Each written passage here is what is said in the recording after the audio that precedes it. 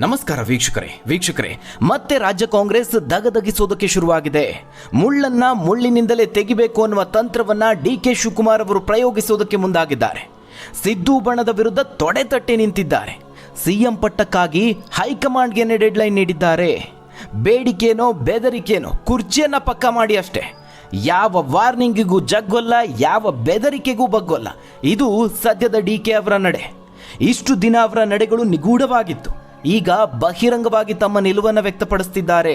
ಕಾಂಗ್ರೆಸ್ನ ಬಂಡವಾಳ ಹಿರಿಯ ನಾಯಕನಿಂದಲೇ ಬಟ ಬಯಲಾಗಿದೆ. ಸಿದ್ದರಾಮಯ್ಯ ಅವರಿಗೆ ಅತಿ ದೊಡ್ಡ ಮುಜುಗರ ಆಗಿದೆ.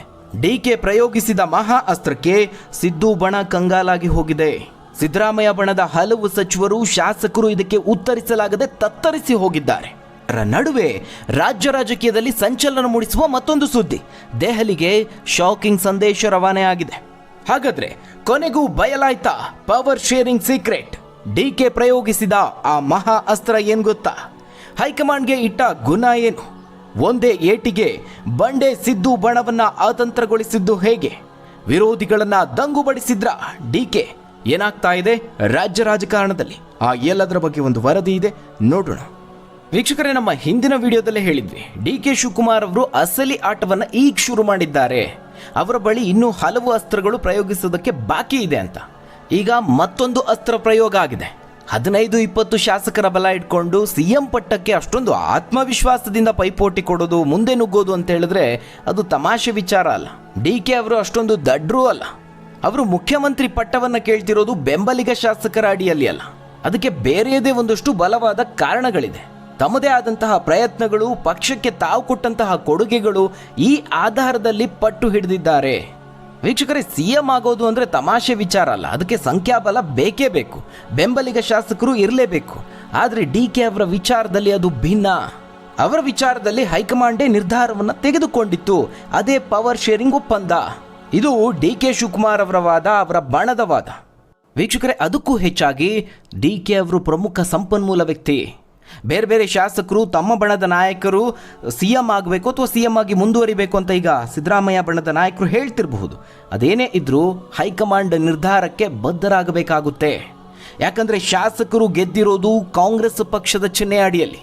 ಇವೆಲ್ಲವನ್ನ ನಾವು ಒಟ್ಟಾಗಿ ಗಮನಿಸಿದ್ರೆ ಡಿಕೆ ಶಿವಕುಮಾರ್ ಅವರ ಖೋಟಾನೇ ಬೇರೆ. ಇಲ್ಲಿ ಪ್ರಯತ್ನಗಳು ವಿಫಲ ಆದರೂ ಪ್ರಾರ್ಥನೆಗಳು ಫಲಿಸುತ್ತೆ. ಅಧಿಕಾರ ಕೊಡಲಿಲ್ಲ ಅಂದರೆ ಹೇಗೆ ಕಿತ್ಕೊಳ್ಳೋದು ಅಂತ ಗೊತ್ತು. ಯಾವಾಗ ಈ ಎರಡು ಹೇಳಿಕೆಗಳು, ಮಾರ್ಮಿಕ ಮಾತುಗಳು ಹೊರಬಿದ್ವೋ ಅಲ್ಲಿಂದ ಇಲ್ಲಿಯವರೆಗೆ ಡಿಕೆ ಅವರ ಆಟ ನಿಂತಿಲ್ಲ. ನಿಗೂಢವಾಗಿದ್ದ ಅವರ ನಡೆಗಳು ಈಗ ಬಹಿರಂಗವಾಗಿ ವ್ಯಕ್ತಪಡಿಸೋದಕ್ಕೆ ಶುರು ಮಾಡಿದ್ದಾರಷ್ಟೇ. ಅವರ ಒಂದೊಂದು ಹೆಜ್ಜೆಯೂ ಸಹ ರಾಜ್ಯ ರಾಜಕೀಯದಲ್ಲಿ ಭಾರಿ ಸದ್ದು ಮಾಡ್ತಾ ಇದೆ, ಸಂಚಲನ ಮೂಡಿಸ್ತಾ ಇದೆ, ಹೈಕಮಾಂಡ್ನ ವಿರೋಧಿಗಳ ನಿದ್ದೆಗೆಡಿಸ್ತಾ ಇದೆ. ವೀಕ್ಷಕರೇ, ನೀವು ಗಮನಿಸಬೇಕು, ಇಲ್ಲಿವರೆಗೂ ಯಾವ ರೀತಿ ಇತ್ತು? ಹೆಚ್ಚಿನದಾಗಿ ಕೂಗಾಡ್ತಾ ಇದ್ದಿದ್ದು ಸಿದ್ದರಾಮಯ್ಯ ಅವರ ಬಣದ ನಾಯಕರು. ಡಿಕೆ ಅವರು ಹೆಚ್ಚಿನದಾಗಿ ಅದಕ್ಕೆ ಪ್ರತಿಕ್ರಿಯೆ ಕೊಡ್ತಾ ಇರಲಿಲ್ಲ. ಎಲ್ಲದಕ್ಕೂ ಹೈಕಮಾಂಡ್ ಕಡೆಗೆ ಬೆರಳು ತೋರಿಸ್ತಾ ಇದ್ರು. ಎಲ್ಲೋ ಅಲ್ಲೊಬ್ರು ಇಲ್ಲೊಬ್ರು ಅಂತ ಅವರ ಪರವಾಗಿ ಬ್ಯಾಟ್ ಬೀಸ್ತಾ ಇದ್ರು. ಆದರೆ ಈಗ ಎಲ್ಲವೂ ಉಲ್ಟಪಟ್ಟ ಆಗಿದೆ. ಡಿಕೆ ಶಿವಕುಮಾರ್ ಅವರು ಸಿಎಂ ಆಗೋದು ಶತಸಿದ್ಧ, ಅದನ್ನು ನಾನು ರಕ್ತದಲ್ಲಿ ಬೇಕಾದರೂ ಬರೆದು ಕೊಡ್ತೀವಿ ಅನ್ನೋಷ್ಟರ ಮಟ್ಟಿಗೆ ಡಿಕೆ ಪರ ಶಾಸಕರು ಆತ್ಮವಿಶ್ವಾಸವನ್ನು ವ್ಯಕ್ತಪಡಿಸ್ತಿದ್ದಾರೆ. ಇನ್ನು ಡಿಕೆ ಅವರ ಪ್ರತಿಯೊಂದು ಹೆಜ್ಜೆಯಲ್ಲೂ ಆ ಆತ್ಮವಿಶ್ವಾಸ ಕಾಣಿಸ್ತಾ ಇದೆ. ಪವರ್ ಶೇರಿಂಗ್ ವಿಚಾರದಲ್ಲಿ ತಟಸ್ಥವಾಗಿರುವ ಹೈಕಮಾಂಡ್ಗೆ, ವಿರೋಧಿಗಳಿಗೆ 1 by 1 ಶಾಕ್ ಕೊಡ್ತಿದ್ದಾರೆ. ಅವು ಪ್ರತಿಕ್ರಿಯೆ ಕೊಡದೇ ಇದ್ರೂ ತಮ್ಮ ಪರವಾಗಿ ಬ್ಯಾಟ್ ಬೀಸ್ತಿರೋರನ್ನ ಸಮರ್ಥಿಸಿಕೊಳ್ತಿದ್ದಾರೆ. ಅವರು ಏನೇ ಹೇಳಿದ್ರು ಅದಕ್ಕೆ ಪ್ರತಿಕ್ರಿಯೆ ಕೊಡೋದಿಲ್ಲ ಅಂತ ಅಷ್ಟೇ ಹೇಳ್ತಿದ್ದಾರೆ ವಿನಃ ತಮ್ಮ ಪರವಾಗಿ ಬಹಿರಂಗವಾಗಿ ಮಾತನಾಡಬೇಡಿ ಅಂತ ಯಾರಿಗೂ ತಾಕೀತನ ಮಾಡ್ತಾ ಇಲ್ಲ. ಇದನ್ನು ನಾವು ಗಮನಿಸಬೇಕು. ಅಂದರೆ ದಿನದಿಂದ ದಿನಕ್ಕೆ ಸಿಎಂ ಆಗುವ ಅವರ ಕನಸಿನ ಕುರಿತು ಅವರಿಗೆ ನಂಬಿಕೆ ಹೆಚ್ಚಾಗ್ತಾ ಇದೆ. ಆ ಒಂದು ಆತ್ಮವಿಶ್ವಾಸ ಅವರ ನಡೆಯಲ್ಲೂ ವ್ಯಕ್ತವಾಗ್ತಿರುವಂಥದ್ದು. ಮತ್ತೊಂದು ವಿಚಾರ ಅಂದರೆ ವೀಕ್ಷಕರೇ, ಡಿಕೆ ಅವರು ಜ್ಯೋತಿಷ್ಯವನ್ನು ನಂಬ್ತಾರೆ. ಜ್ಯೋತಿಷ್ಯದ ಪ್ರಕಾರವಾಗಿಯೂ ಅವರ ಗ್ರಹಗತಿಗಳು ಚೆನ್ನಾಗಿದೆ. ಅವರು ನಂಬುವಂತಹ ಜ್ಯೋತಿಷಿಗಳು ಸಿಎಂ ಆಗೋದಕ್ಕೆ ಇದು ಒಳ್ಳೆಯ ಸಮಯ ಅನ್ನುವ ಸಲಹೆಯನ್ನು ಕೊಟ್ಟಿದ್ದಾರೆ ಅನ್ನೋ ಮಾಹಿತಿ ಇದೆ. ಇದು ಡಿಕೆ ಅವರನ್ನು ಸಿಎಂ ಸ್ಥಾನಕ್ಕೆ ಪಟ್ಟು ಹಿಡಿಯುವಂತೆ, ಆ ಒಂದು ಆತ್ಮವಿಶ್ವಾಸವನ್ನು ಹೆಚ್ಚು ಮಾಡೋದಕ್ಕೆ ಇದು ಮತ್ತೊಂದು ಕಾರಣ ಅಂತ ಹೇಳಬಹುದು. ಆರಂಭದಿಂದಲೂ ಅಧಿಕಾರ ಹಂಚಿಕೆ ಸೂತ್ರದ ಅಡಿಯಲ್ಲಿ 2.5 ವರ್ಷ ಡಿಕೆ ಶಿವಕುಮಾರ್ ಅವರು ಮುಖ್ಯಮಂತ್ರಿ ಆಗೋದಕ್ಕೆ ಎಐಸಿಸಿ ನಾಯಕರಾದ ಸೋನಿಯಾ ಗಾಂಧಿ, ರಾಹುಲ್ ಗಾಂಧಿ ಹಾಗೆ ಅಧ್ಯಕ್ಷರಾದಂತಹ ಮಲ್ಲಿಕಾರ್ಜುನ್ ಖರ್ಗೆ ಅವರು ಇದಕ್ಕೆ ಸಮ್ಮತಿಯನ್ನು ಕೊಟ್ಟಿದ್ದಾರೆ ಅನ್ನೋ ಗುಸುಗುಸು ಕೇಳಿ ಬರ್ತಾ ಇತ್ತು.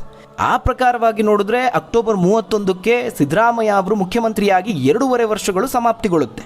ಆ ನಿಟ್ಟಿನಲ್ಲಿ ಡಿಕೆ ಅವರು ಕೊಟ್ಟ ಮಾತನ್ನ ನೆರವೇರಿಸಿ ಅಂತ ಹೈಕಮಾಂಡ್ ಬಳಿ ಆಗ್ರಹವನ್ನ ಮಾಡ್ತಿದ್ದಾರೆ.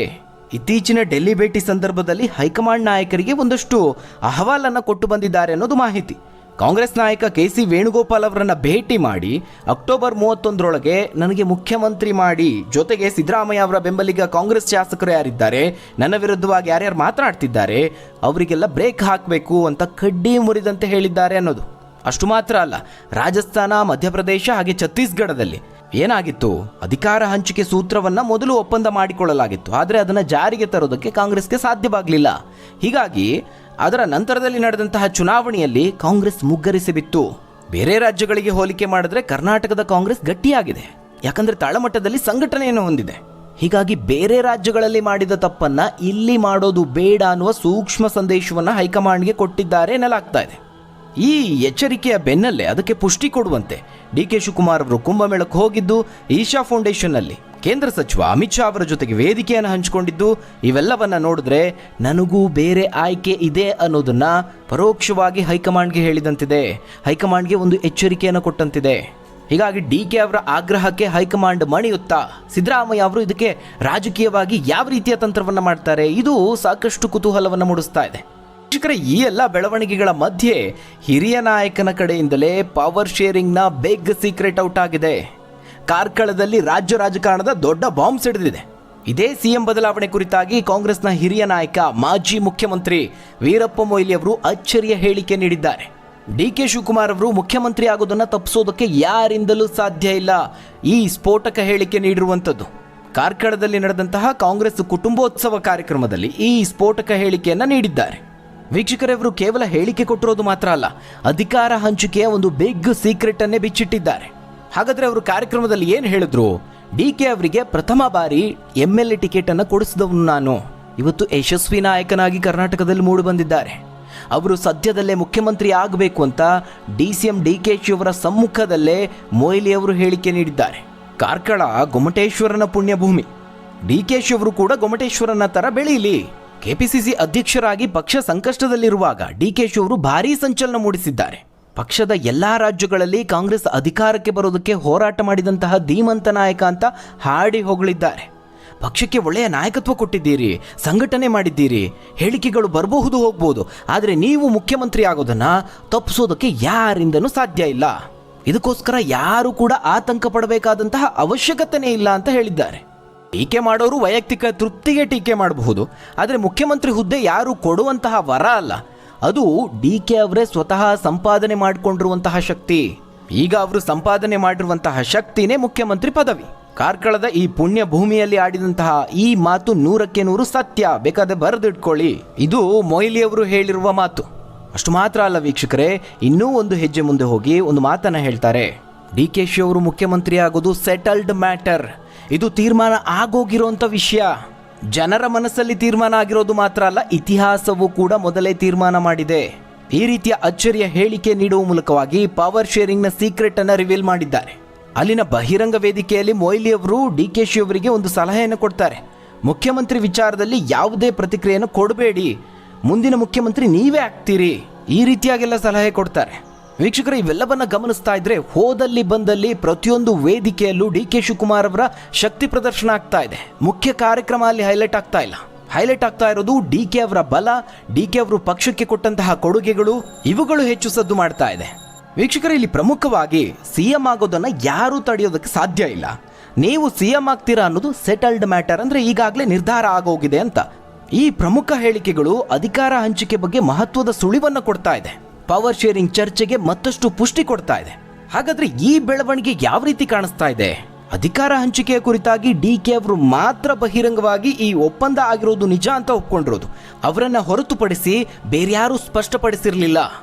ಒಪ್ಪಂದ ಆಗಿಲ್ಲ ಅಂತ ಸಿದ್ದು ಬಣದವರು ಹೇಳ್ತಾರೆ. ಸಿದ್ದರಾಮಯ್ಯ ಅವರು ಸಹ DK ಅವರ ಮಾತನ್ನ ತಳ್ಳಿ ಹಾಕಿದ್ರು.